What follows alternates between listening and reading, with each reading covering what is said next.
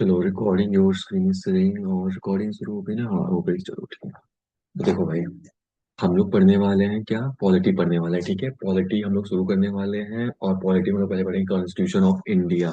हम लोग पहले बहुत चीजें पढ़ चुके हैं, ठीक है। तो हम लोग बहुत पहले बहुत चीजें हम लोग चीजें पढ़ चुके हैं। तो आज हम लोग शुरू करने वाले हैं पॉलिटी, हम लोग कॉन्स्टिट्यूशन ऑफ इंडिया शुरू करने वाले हैं। चलो तो शुरू करते हैं। तो चलो स्लाइड शो फ्रॉम बिगिनिंग। ठीक है, तो हम लोग क्या शुरू करने वाले हैं। हम लोग शुरू करने हैं पॉलिटी। पॉलिटी हम लोग पढ़ने वाले हैं। पॉलिटी क्या होता है, ये होती है राजनीति, कह सकते हो एक तरह से राजनीति। कैसे हमारा देश आजाद हुआ, क्या क्या चीजें हुई, ये सब चीजें हम लोग इसमें पढ़ेंगे। ठीक है, ये क्या लैग कर रहा है क्या मेरा? नहीं लैग नहीं कर रहा, अभी लैग कर रहा है, एक सेकंड। मुझे बस 1 मिनट दो, मैं इसको ठीक कर दूं। बस 1 second. Where is the, wait कौन सा कंपनी का था भाई ये, मैं भूल गया। Hyun, HUION। ह्यून, बस 1 मिनट। चलो, digital pen, press key, pen tablet, working area, digital pen, बस 1 सेकंड, पेन सेंसिटिव एरिया, थोड़ा सा ऊपर बस। हाँ, तो देखो हम लोग ये पढ़ रहे थे राजनीति पढ़ रहे थे, पॉलिटी में हम लोग पढ़ेंगे क्या एक्चुअली में, सॉरी। पॉलिटी में हम लोग पढ़ने वाले हैं कॉन्स्टिट्यूशन ऑफ इंडिया। पॉलिटी में मतलब हम लोग शुरू करेंगे कहाँ से, लगभग हम लोग शुरू करेंगे किस डेट से, 1934 से हम लोग शुरू करेंगे बात करना। 1934 से हमारा देश कब आजाद हुआ था, 1947। और कॉन्स्टिट्यूशन कब बना था, 1950। लेकिन हम लोग पढ़ना कब शुरू करेंगे, 1934 से, क्योंकि इससे पहले पढ़ना शुरू करेंगे। उसके बाद हम लोग रिलेट करते करते करते करते करते हम लोग कॉन्स्टिट्यूशन ऑफ इंडिया पे चले जाएंगे, कैसे कॉन्स्टिट्यूशन ऑफ इंडिया बनता है। तो ठीक है, तुम्हें पता होगा कॉन्स्टिट्यूशन डे हम लोग कब मनाते हैं, रिपब्लिक डे, तो 26 जैन को मनाते हैं। कब, 1950 में। चीजें ये सब चीजें बेसिक है, देखो। पहले मैं तुम्हें अपनी गंदी हैंड राइटिंग में समझाऊं, उसके बाद PDF पे ले जाऊं, उससे रिलेट करते करते टक टक टक टक टक टक समझ आ जाएगा, ठीक है। तो एकदम मेरी बात समझने की कोशिश करना। तो चलो अब हम लोग क्लास शुरू करते हैं। मैं लेआउट पे थोड़ा सा अपने आप को छोटा कर लेता हूँ। क्या मैंने पढ़ाया एक बार तुम लोग खुद देख लो।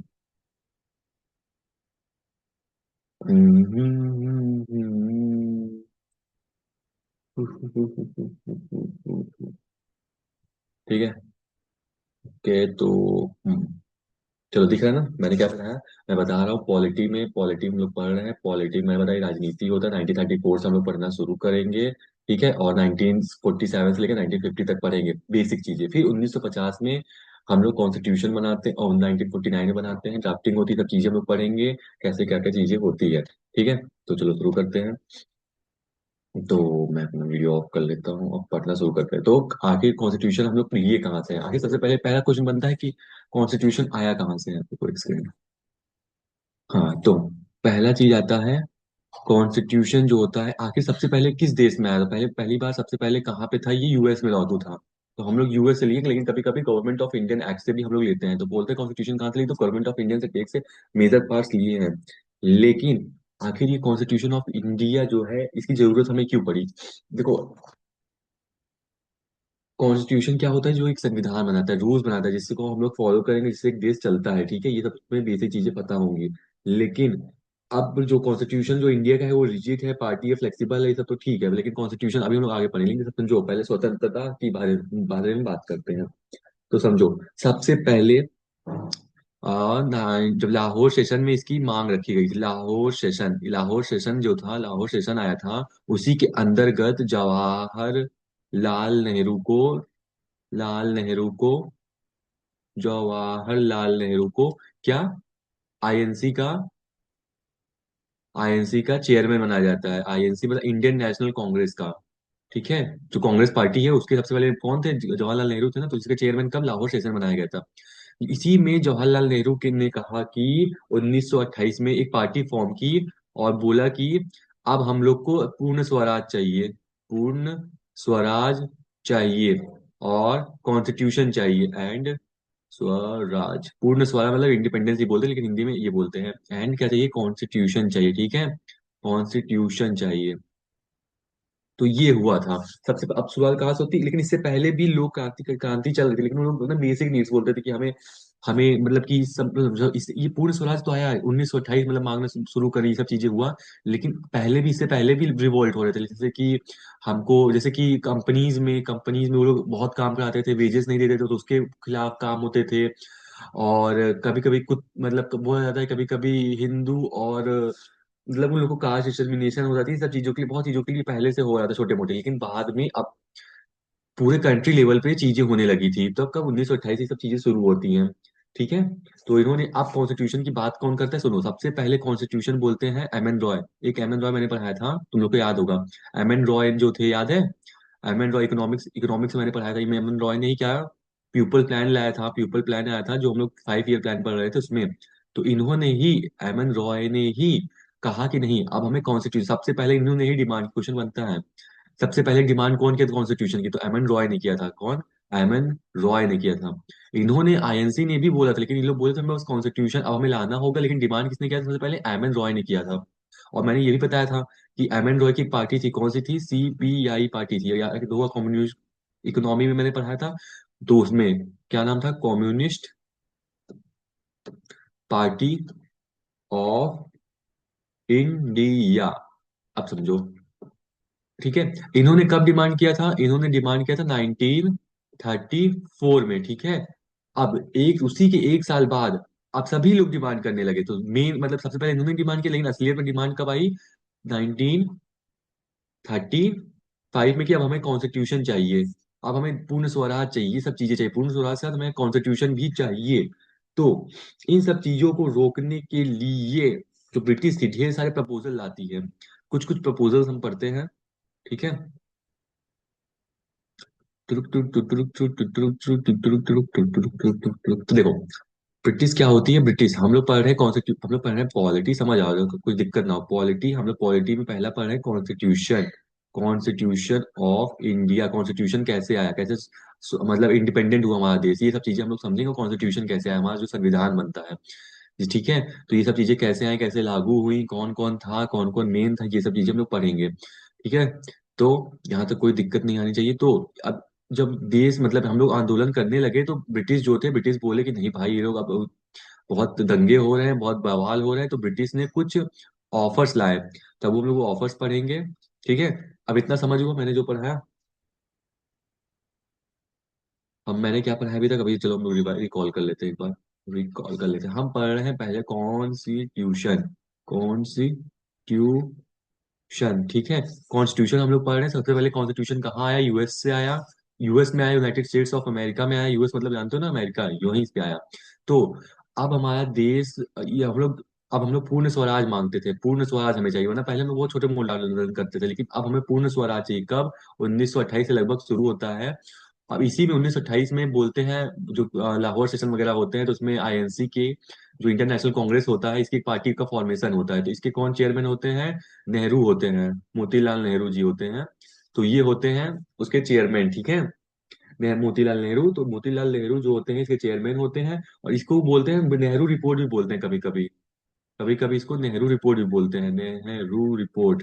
तो इसमें क्या होता है, वो हमको हमसे मतलब कि अब वो कहते हैं कि अब हमें कॉन्स्टिट्यूशन चाहिए, मतलब early draft of Indian constitution चाहिए 1928 by all parties conference chaired by Motilal Nehru.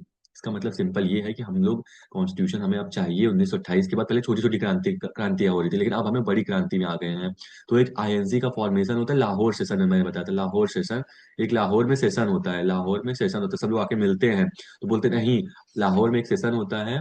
ठीक है। लाहौर में एक सेशन होता है कि सब लोग आते हैं, मिलते हैं कि नहीं, अब हम एक पार्टी बनाएंगे, अब हम एक ऐसी पार्टी बनाएंगे जिसमें कि सारे देशवासी आएंगे, और उसमें हम सब मिल के पूर्ण स्वराज की मांग करेंगे, और ये सब चीजें होती है। तो लाहौर में सेशन होता है, इसलिए लाहौर सेशन बोला जाता है। आईएनसी का गठन होता है कब? उसके चेयरमैन कौन होते हैं? मोतीलाल नेहरू जी होते हैं। अब इन्होंने कॉन्स्टिट्यूशन बात तो बोल दी, लेकिन सबसे पहले डिमांड क्यों किया, नहीं अब हमें चाहिए ही चाहिए कॉन्स्टिट्यूशन, तो वो थे M N Roy. M N Roy ji थे। एम एन रॉय ने ही हमारा CPI, communist party of India का ट्रांसफॉर्म किया, और इन्होंने ही पीपल प्लान लाया। मैं वो भी रिकॉल कर दे रहा हूँ। पीपल प्लान लाया। कब इन्होंने बोला? 1934 में बोला। उसी के एक साल बाद सभी लोग डिमांड करने लगे थे। असलियत में डिमांड कब आने लगी, लेकिन सबसे पहले आदमी कौन डिमांड किया? तो एम एन रॉय ने किया था। क्वेश्चन पूछा जाएगा हम लोग को जब एमसीक्यूज लगाए, याद रखना। लेकिन सबसे पहले डिमांडेड कौन किया डिमांड, हमारा कौन किया, सॉरी डिमांड तो ये किया, और फिर 1935 से सभी लोग इसको मानने लगे। फिर इस बहुत क्रांति हुई, अब देखो आईएनसी बन गई तो बहुत क्रांति होने लगी। फिर ब्रिटिश कहे कि नहीं, अब हम कुछ चीजें लाएंगे, कुछ ऑफर लाएंगे। अब ऑफर कुछ आते हैं ब्रिटिश के द्वारा, अब वो पढ़ेंगे। तो पहला ऑफर आता है अगस्त ऑफर।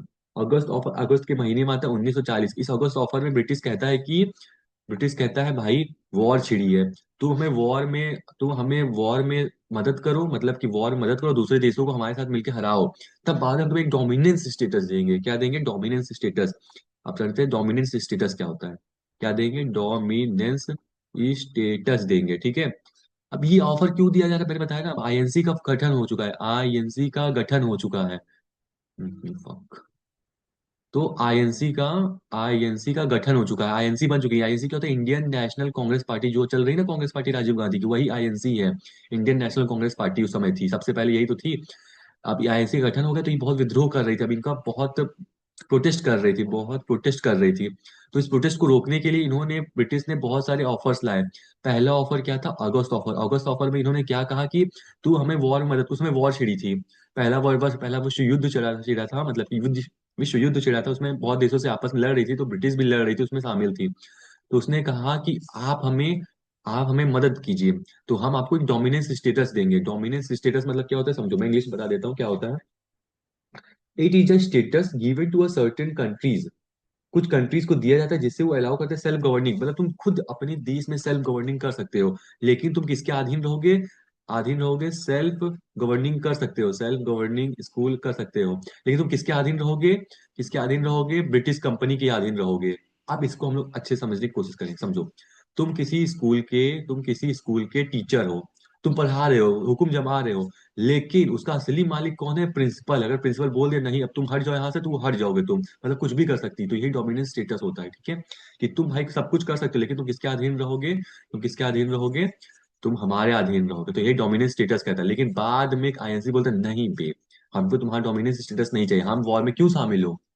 तो वो ऐसी सी बात होती है। फिर इन्होंने एक ऑफर लाता है, क्रिप्स प्रपोजल लाता है।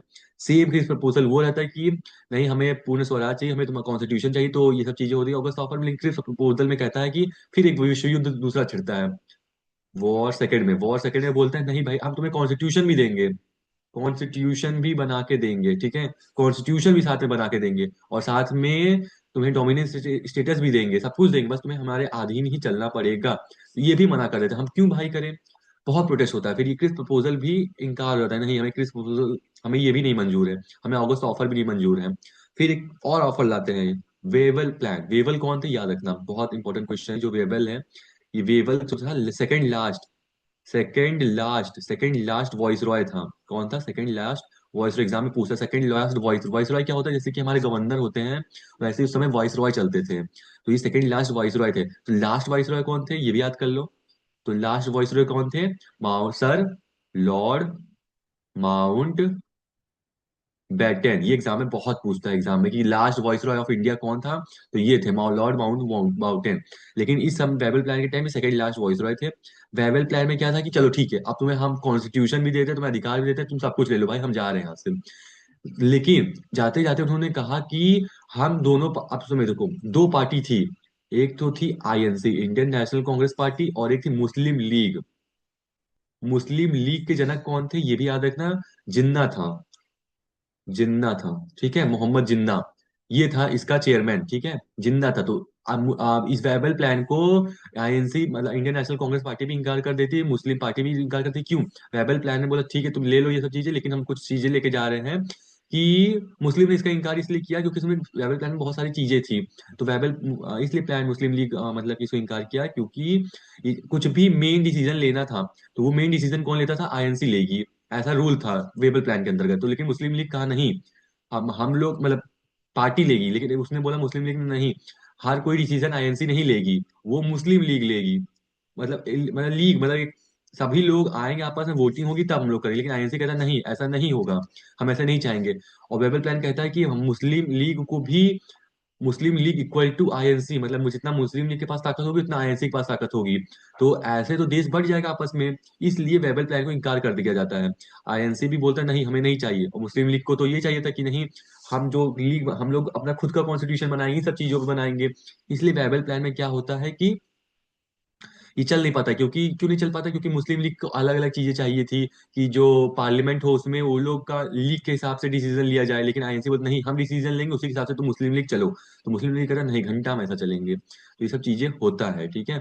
तो ये सब चीजें होता है जिसकी वजह से वेवल प्लान भी कैंसिल हो जाता है। फिर आता है लास्ट में कैबिनेट मिशन प्लान। तो कैबिनेट मिशन प्लान आता है लास्ट में 1946, सबसे मेन प्लान यही है, ठीक है। इसमें क्या होता है, इसमें बोलता है कि भाई तुम ले लो जैसा तुम्हें करना है करो अपना। तो इसमें फुल पावर ट्रांसफर कर दी जाती है, पावर ट्रांसफर कर दी जाती है किससे? पावर ट्रांसफर कर दी जाती है किससे? तो अभी इसमें क्यों दिक्कत नहीं हो रही, इसमें दिक्कत क्यों हो रही? ये मुस्लिम लोग, मुस्लिम लीग और आईएनसी जो दोनों लीग थी, इसमें कॉम्प्रोमाइज होता है। चलो पहले देश को आजाद कर लेते हैं, आजाद कर ले उसके बाद हम लोग आपस में भिड़ेंगे, पहले इस ब्रिटिशर्स को तो हटाया जाए। तो इन्होंने पावर ट्रांसफर कर दी गई किससे? इन सॉरी ब्रिटिश क्राउन से, ब्रिटिश क्राउन से, ब्रिटिश क्राउन से, कहाँ से? सॉरी, एक सेकंड रुकना, कहाँ रख दिया मैंने अपना पेन, एक सेकंड यार।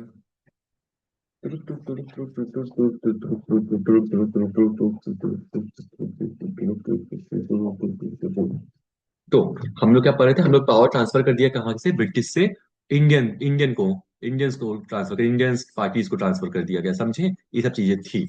तो इतना तुम्हें समझ आया कौन कौन से ऑफर दिए गए? इसमें हमें याद करना क्या है बच्चा, वो समझो। तो इसमें हमें याद करना है, हम्म, तो हमें इसमें याद करना है कि आखिर अगस्त ऑफर कब आया? तो 1940 में आया, ठीक है। इसका फेलियर क्या था? इसका फेलियर ये था कि वर्ल्ड वॉर छेड़ी थी उस समय, हमें साथ की जरूरत थी, तो हमें तुम साथ दो, हम तुम्हें डोमिनेंस, डोमिनेंस, अबे यार पेन नहीं चल रहा क्या? एक सेकेंड। आप डोमिनेंस, डोमिनेंस स्टेटस देंगे, बहुत हैक कर रहा है यार। और फिर आया क्रिप्स प्रपोजल आता है, कब आता है? 1942 में आता है, ये भी फेल हो जाता है। क्योंकि ये क्यों फेल होता है कि ये बोलते हैं, तुम सेकंड वॉर में हमें सहायता करो, तो हम तुम्हें कॉन्स्टिट्यूशन भी देंगे, डोमिनेंट स्टेटस भी देंगे, ये सब चीजें देंगे, पर तुम हमारे अंडर रहोगे तब भी। लेकिन ये भी मना कर देते हैं, नहीं हमें नहीं चाहिए। वेवेल प्लान के अंतर्गत सब कुछ सही हो जाता है, लेकिन इसमें मुस्लिम लीग मना कर देती है, आईएनसी भी मना कर देती है। बहुत सारे रीजन हो जाते हैं कि बोलते हैं कि आईएन एक देश में दो लीग नहीं रहेंगी, ना मुस्लिम, एक ही लीग रहेगी, एक ही पार्टी रहेगी, वो आईएनसी रहेगी, इसके अंदर ये मुस्लिम लीग चलेगी नहीं। वो मुस्लिम लीग कहता नहीं हम ऐसा नहीं होने देंगे, सब रीजन थे। तो वेबल प्लान का पता 1945 में आता है, क्रिस प्रपोजल का पता 1942 में आता है, अगस्त ऑफर का पता 1940। सबसे मेन होता है कैबिनेट मिशन प्लान। इसके अंतर्गत पावर ट्रांसफर कर दी जाती है पूरी तरह से ब्रिटिश से। क्यों? इसमें मुस्लिम लीग कहते हैं पहले हम लोग ब्रिटिश को हराते हैं, फिर हम लोग आपस में बात करते हैं। तो 1946 में एक ये मिशन आता है, ठीक है। तो ये सब चीजें होती हैं। कोई डाउट बताओ, पूछ लो जल्दी से कमेंट में, कोई डाउट है अभी यहाँ तक?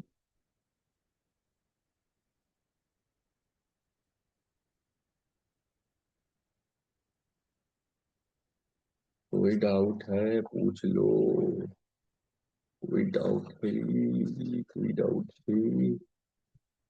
आप समझो, चलो ठीक है। आप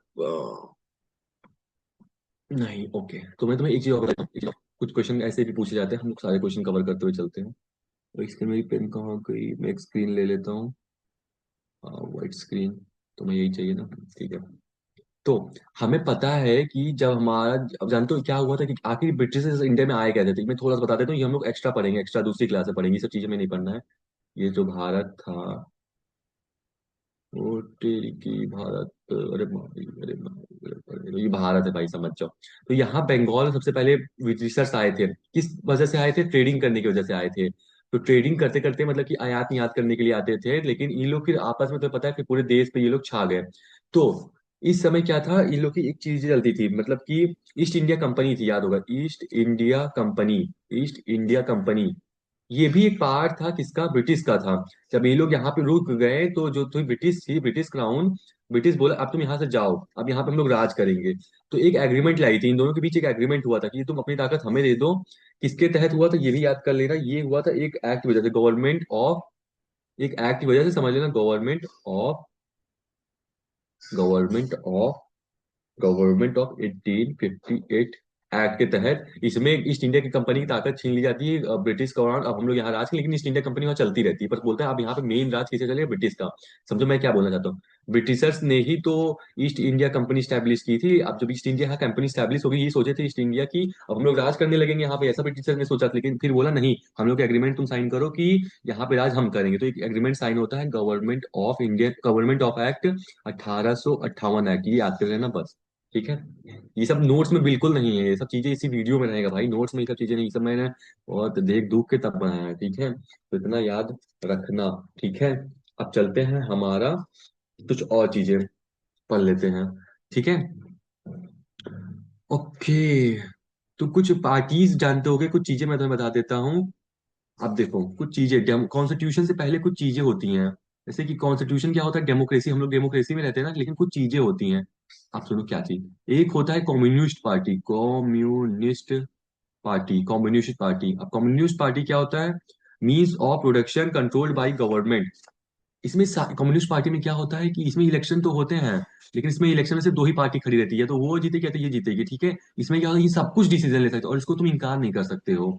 तो ये कम्युनिस्ट पार्टी कहाँ चलती है, अभी भी ये चलती है। जैसे कि हमारा कोई भी, जैसे हमारा यूजीसी कानून है, कुछ भी कानून है, तो हम विद्रोह कर देते तो चीजें हट जाती है। लेकिन इसमें कम्युनिस्ट पार्टी में क्या होता है कि इसे पूरी ताकत कंट्रोल रहती है गवर्नमेंट के पास। तो ये कम्युनिस्ट पार्टी कहाँ चलती है, चाइना। चाइना एक एग्जाम्पल है कम्युनिस्ट पार्टी का। पूछ लेता है कि कम्युनिस्ट पार्टी कहाँ चलती है, तो चाइना में चलती है। और कैसा कैसा होता है, और एक होता है ओलीग्राफिक। ओलीग्राफिक ओलीग्राफिक क्या होता है, कुछ ही गवर्नमेंट इसमें रहती हैं। जैसे कि यही सेम चीजें हैं, जिसमें जैसे वो सिर्फ दो गवर्नमेंट, जैसे कि हमारे यहाँ बहुत सारे गवर्नमेंट है, बीजेपी है, कांग्रेस है, समाजवादी पार्टी है, इतने सारे पार्टी है, लेकिन इसमें कुछ ही पार्टी, जैसे दो पार्टी रहती है, तो दो ही पार्टी आपस में लड़ती हैं। उसमें से बस दो पार्टी में हम लोग भाई डिसाइड, दोनों पार्टी निकल गई तो वो सब चीजें, तो ये सब चीजें होती हैं। लेकिन अब ये सब चीजें तुम्हें पढ़नी पड़ेंगी। तो ओलिग्राफिक कहाँ कहाँ चलता है, तो रशिया एग्जाम्पल हो गया, और एक चाइना तो एग्जाम्पल है ही है। ठीक है। यहाँ से दो ही पार्टी होती है, बहुत कम पार्टी होती है जो आपस में लड़ती हैं और जीतती हैं। एक पार्टी और होती है, मतलब ये गवर्नमेंट है, जैसे कॉन्स्टिट्यूशन हमारे देश में चलता है, लेकिन और जगह दूसरी दूसरी चीजें चलती हैं। एक होता है मोनोक्रीक क्या होता है, राजा जो शासन करता है, सिर्फ एक आदमी ही राज करेगा, बाई सिंगल पर्सन। उसको क्या बोलते हैं, मोनोक्रोकिक। तो इसका एग्जाम्पल पूछ लेता है कभी कभी, माई सिंगल पार्टी। तो इसके एग्जाम्पल क्या हो जाएंगे, इसके एग्जाम्पल ले लो कहाँ कहाँ चलता है ये, नॉर्थ कोरिया ले लो, साउथ अरेबिया ले लो, जहाँ पे राजा वाले शासन करते हैं। अभी भी चलता है ये चीजें। वहां पे इलेक्शन विलेक्शन नहीं होता है, बाप का जो बेटा रहता है वो बनता है, ये सब चीजें करता है। ठीक है। तो ये सब चीजें होता है। एक होता है totalization, total control over lives of citizen by whoever is ruling. वही चीजें हैं, टोटल कंट्रोल जो रहता है over lives of citizen by whoever is ruling. एक होता है टोटलाइजेशन, वही सेम चीज है। टोटल टोटल इसमें जो टोटल कंट्रोल रहता है, जो वहाँ के लोगों पे रह जाता है। वहाँ के लोग चुनते हैं और जो रूल करेगा, तो वहाँ के लोग जो चुनते हैं वो टोटलियन होता है। तो सबसे मेन क्या था, कम्युनिस्ट पार्टी क्या होता है, कम्युनिस्ट पार्टी मतलब दो कुछ ही पार्टी वहां रहेंगे और राज करेंगे, उसको कम्युनिस्ट पार्टी बोलते हैं। कम्युनिस्ट पार्टी कहाँ चलती है, चाइना में चलती है। एक ओलिग्राफी, सिर्फ दो पार्टी रहती है, उन्हीं में से तुम दोनों में से एक को चुनो। तो वो कहाँ चलता है, रशिया में चलता है, चाइना में चलता है। और मोनोक्रिक क्या होता है, इसमें एक ही आदमी रहता है पूरा राजा, जैसे राजा होता है ना, राजा वाला system, by single person, party नहीं पर्सन बोलो। एक ही आदमी राज करेगा, जैसे कि साउथ कोरिया हो गया, वहाँ का किंग जोंग जो है वो राज करता है, तुम्हें याद होगा। और सऊदी अरेबिया हो गया, ये सब इसके एग्जाम्पल्स हैं, कुछ चीजें थी जो मैंने तुम्हें बताना सही समझा। ठीक है। तो ये कॉन्स्टिट्यूशन ऑफ इंडिया की बुक है। ठीक है। इससे पहले मैं कुछ चीजें और बता देता हूँ।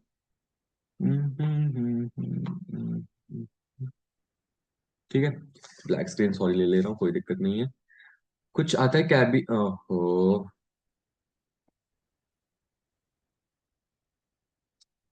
लगता है आज हम लोग बस इसका इंट्रोडक्शन ही पढ़ पाएंगे, ऐसा लग रहा है, मैं बहुत स्लो पढ़ाता हूँ, कभी कभी लगता है।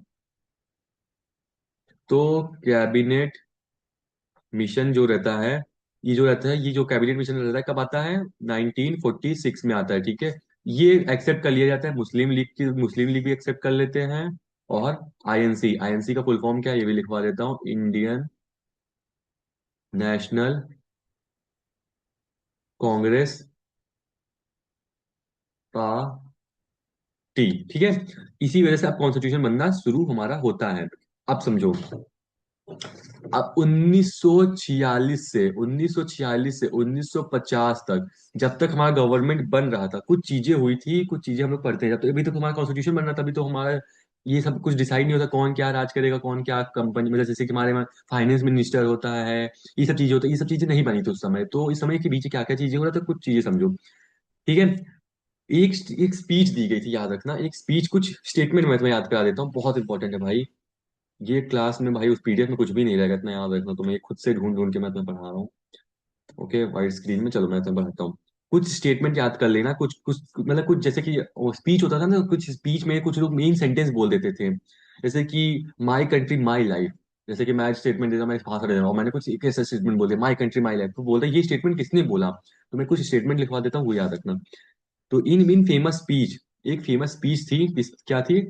Tryst with destiny. ये किसने दिया था, मतलब ये कब डिलीवर हुआ था? 14 अगस्त को। और हमारा देश आजाद हो गया था ना, एक साल पहले, एक दिन पहले, 14 अगस्त को, इतना याद रखा। 14 अगस्त को एक देश और आजाद होता है, कौन आजाद होता है? वो पाकिस्तान आजाद होता है। 15 अगस्त को हम लोग आजाद होते हैं, और 14 अगस्त को कौन आजाद होता है? पाकिस्तान। पूछा था पाकिस्तान, वेन पाकिस्तान इंडिपेंडेंट, तो हमारे एक दिन पहले पाकिस्तान आजाद आजाद होता है, 14 अगस्त को। तो 14 अगस्त was the year, that was the 1947। 14 अगस्त 1947 को एक स्पीच दी जाती है, कौन स्पीच देता है? नेहरू जी देते हैं। नेहरू जी देते हैं, किसको रेफर करके? गांधी जी को देते हैं, गांधी जी को रेफर करके, मतलब गांधी जी को ही। जैसे कि तुम अच्छे हो, मैं किसको प्रोनाउंस करके, मतलब तुम्हें प्रोनाउंस करके, मैं तुम्हें स्पीच दे रहा हूं, तुम्हें रेफर करके, तो उसको गांधी जी को रेफर करके बोलते हैं। ये जो है, the ambitious man of our generation has been to wipe every tear of every eye. मतलब इन्होंने एक स्टेटमेंट बोला था, इन्होंने एक, मतलब बस इतना याद रखना, ट्राइस्ट विद डेस्टिनी किसने बोला था? जवाहरलाल नेहरू ने बोला था। बस इतना तुम्हें याद रखना। अब तुम्हें कुछ मैं अलग चीज बताता हूँ एक्स्ट्रा नॉलेज की तरफ से। इन्होंने इसमें क्या बोला था? मैं गांधी जी को कहते हुए बोले कि इस बंदे ने, इस आदमी ने हर एक जनरेशन के जितने भी आंख के आंसू थे, उन्होंने इसे मिटा दिया था। इंग्लिश में बोलेंगे तो the ambition of the greatest man of our generation has been to wipe every tear from every eye, मतलब हर एक आंख से आंसू हटा दिया था। ठीक है। तो ये सब स्टेटमेंट थे, और कुछ स्टेटमेंट थे मैंने बताना भूल गया। तो माई कंट्री माई लाइफ, ये एक स्टेटमेंट और था। माई कंट्री माई लाइफ, ये कौन दिया था? एल के आडवाणी दिए थे, ये याद रखना। कुछ और दिए थे, प्रिमेम्बल सोल इज आइवल ऑफ कॉन्स्टिट्यूशन, मतलब प्रिमेम्बल जो है, प्रिमेम्बल एक सोल है, जैसे कि आत्मा, प्रिमेम्बल एक आत्मा है, प्रिमेम्बल सोल ऑफ कॉन्स्टिट्यूशन, कॉन्स्टिट्यूशन। ठीक है। तो ये किसने बोला था? ठाकुर दास नरोजी ने बोला, नागार्जुना ने बोला था, ठाकुर दास नागार्जुना ने बोला था। आत्मा है प्रिमेम्बल कॉन्स्टिट्यूशन की, ये किसने बोला था? ये चीज इन्होंने बोला था। कुछ चीजें और आएंगी तो वो हम लोग देखते हुए चल देंगे। अब समझो, कॉन्स्टिट्यूशन से पहले भी हम लोग कुछ चीजें पढ़ते हैं, तो ये सब चीजें मैंने बाद में बताऊंगा, पहले कुछ और चीजें बना दो जो मैंने बताया था ना। अब 19 सॉरी, अब ये समझ लो, कुछ चीजें आई थी, कुछ 5 वर्ड थे, तो जानते हो कॉन्स्टिट्यूशन में 5 वर्ड थे। तो एक था सोवेर्न, SUVRI, अरे यार क्लास खत्म होने वाली 10 मिनट में, इतना जल्दी बीत गया समय, पता ही नहीं चला।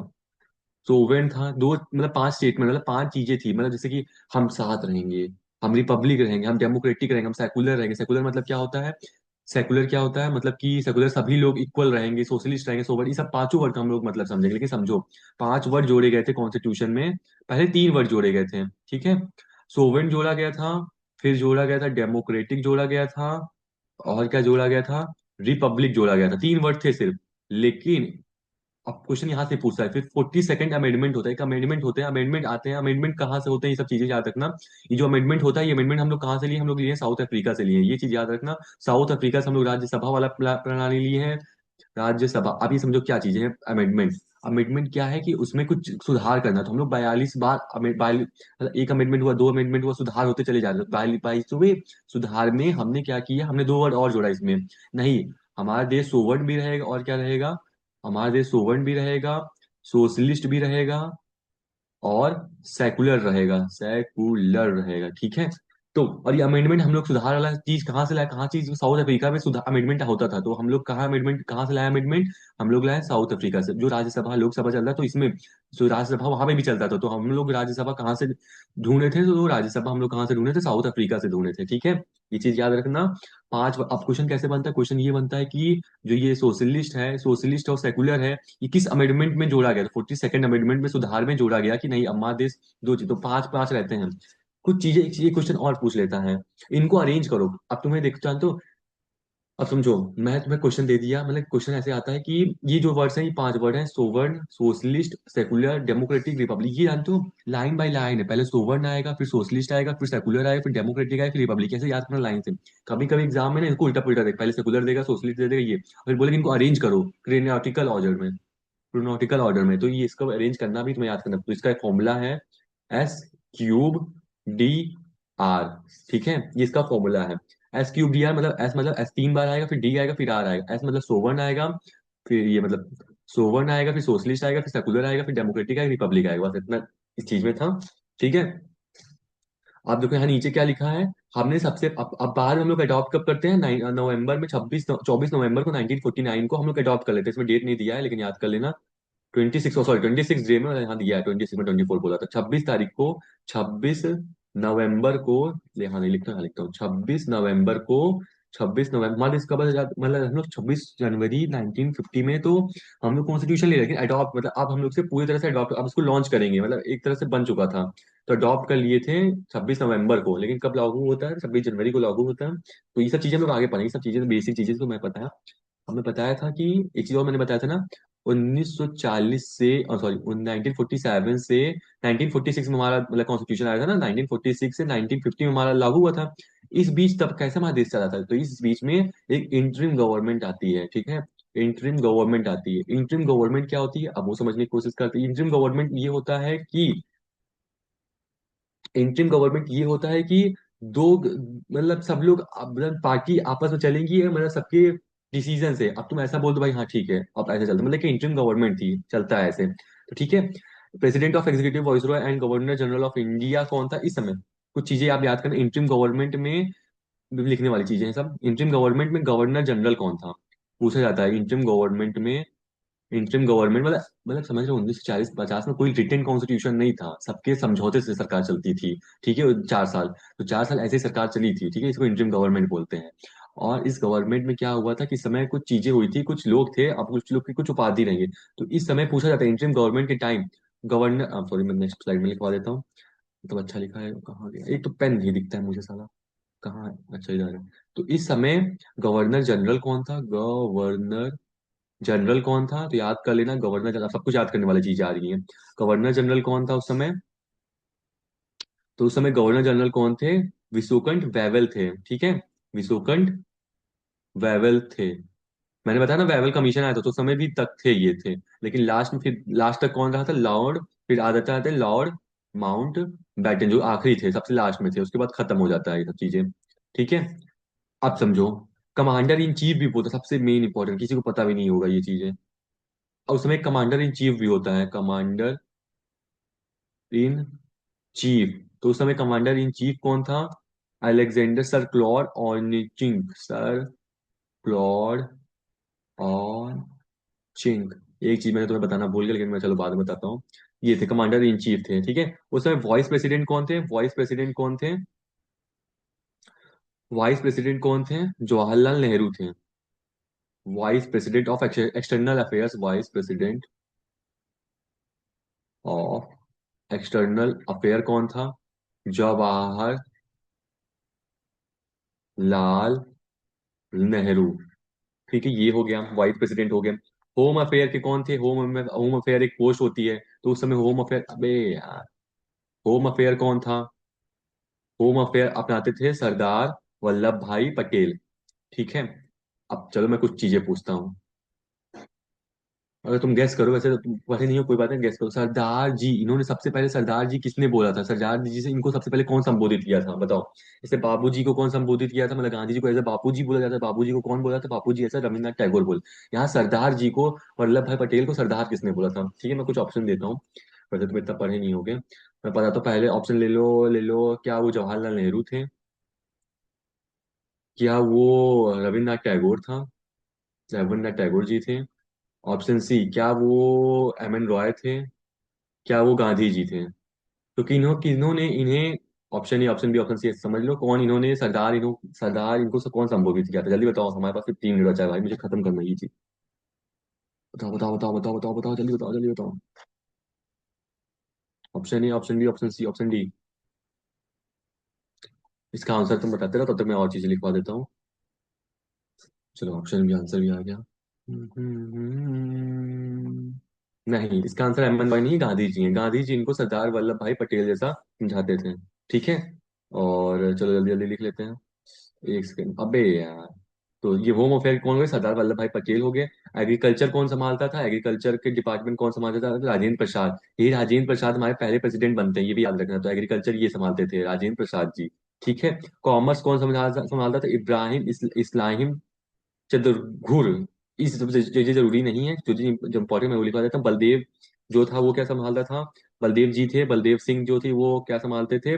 डिफेंस संभालते थे। ठीक है। अब डिफेंस कौन संभालता था, ताकत कौन संभालता? बलदेव। ऐसे तुम रिलेट करने की कोशिश करना, ठीक है। जब तुम नोट्स पढ़ेंगे तो अच्छे से याद कर लेंगे, बस तुम ऐसे ऊपर ऊपर से याद करते रहना। जब नोट्स में याद करेंगे तो तुम लोग अच्छे से पढ़ेंगे ही। ठीक है। तो ये हो गए, बलदेव संभालते थे। फाइनेंस कौन संभालता था? फाइनेंस कौन संभालता था? तो फाइनेंस हमारे संभालते हैं अली खान संभालता था, इंटर्न इंटर्न गवर्नमेंट में। ठीक है। और हेल्थ कौन संभालता था? हेल्थ हमारा संभालता था गज नफर अली खान संभालता था। ठीक है। लेबर डिपार्टमेंट कौन संभालता था? लेबर डिपार्टमेंट ये सब याद करना पड़ेगा भाई, कौन संभालता था? जगजीवन राम संभालते थे। ये किसके थे? आईएनसी के थे। ठीक है। ये आईएनसी के थे। और ये गनफजल अली खान कौन कब किसके थे? मुस्लिम लीग के थे। ठीक है। अभी हमारा इंडियन गवर्नमेंट चल रहा है, अभी हमारा पार्टीशन नहीं हुआ, ये भी याद रखना। ठीक है। अभी हमारा पार्टीशन नहीं हुआ, अभी हमारा पावर डिस्ट्रीब्यूट नहीं हुआ है, मुस्लिम लीग का था। ठीक है। रेलवेज कौन संभालता था? रेलवे संभालते थे हमारे लिए अब्दुल, जो मुसलमान समझ लो मुस्लिम लीग से थे, अब्दुल रब निस्तार। ठीक है। ये चीजें हो गई। ठीक है। किसी को कोई डाउट? ये सब चीजें हैं। ठीक है। तो हम लोग ये सब चीजें पढ़ रहे हैं भाई। ठीक है। तो अब हम लोग कल क्लास से दूसरी चीजें हम लोग शुरू करेंगे। ठीक है। तो हम लोग ने इतना पढ़ा, हम लोग ने क्या क्या पढ़ा, चलो एक मिनट बचा मैं बता देता हूँ। हम लोग कॉन्स्टिट्यूशन ऑफ इंडिया पढ़े। कॉन्स्टिट्यूशन ऑफ इंडिया में हम लोग ये पढ़े कि अब हमें कॉन्स्टिट्यूशन चाहिए। तो जवाहरलाल नेहरू जो थे 1928 में लाहौर सेशन में उन्होंने बोला कि अब हमें चाहिए। फिर एम एन रॉय आता, नहीं अब हमें चाहिए ही चाहिए कॉन्स्टिट्यूशन। कब? 1934 में। तो 1934 में क्या होता है कि उन्हें कॉन्स्टिट्यूशन चाहिए। फिर उस कॉन्स्टिट्यूशन को ठुकराने के लिए ब्रिटिश गवर्नमेंट जो थी, ब्रिटिश गवर्नमेंट कुछ प्रपोजल लाती है, जैसे कि मैंने बताया कि फर्स्ट ऑफ ऑल आती है, प्रपोजल लाती है, वेबर प्लान लाती है, कैबिनेट मिशन आता है, कैबिनेट मिशन स्वीकार कर लिया जाता है। कैबिनेट मिशन में क्या होता है कि कुछ चीजें कैसे से विफल हुई थी, एक मिनट बचा है, मुझे नहीं पता, इतना टाइम नहीं है। फिर हम लोग डोमिनेंस, उस समय इंडियन गवर्नमेंट आती है 1946 से 1950 तक, इन दोनों के बीच इंडियन गवर्नमेंट आती है। इंडियन गवर्नमेंट को संभालने के लिए कुछ कुछ पोस्ट सबको दे दिया जाता है। फाइनेंस मिनिस्टर किसी को बना दिया जाता है, किसी को होम मिनिस्टर बना दिया जाता है, किसी को एग्रीकल्चर मिनिस्टर बना दिया जाता है जो हमारे डॉक्टर राजेंद्र प्रसाद जी हैं, किसी को वाइस प्रेसिडेंट बना दिया जाता है जो हमारे डॉक्टर राजेंद्र प्रसाद है। ये सब चीजें होती है। फिर बाद में अब हम लोग आगे पढ़ेंगे, हम लोग पढ़ेंगे कि कॉन्स्टिट्यूशन बनता कैसे है। तो कॉन्स्टिट्यूशन में कितने लोग रहते हैं, कब बनता है, कितना टाइम लगा था, ये सब चीजें हम लोग कल की क्लास में पढ़ेंगे। ओके। तो हमारा क्लास कभी भी खत्म हो सकता है, तो थैंक यू। तो नेक्स्ट क्लास लेने हम लोग चाह रहे हैं। ठीक है। तो ये आज की क्लास बस इतनी है, कल हम लोग पढ़ेंगे कुछ और टॉपिक। ठीक है। बाय।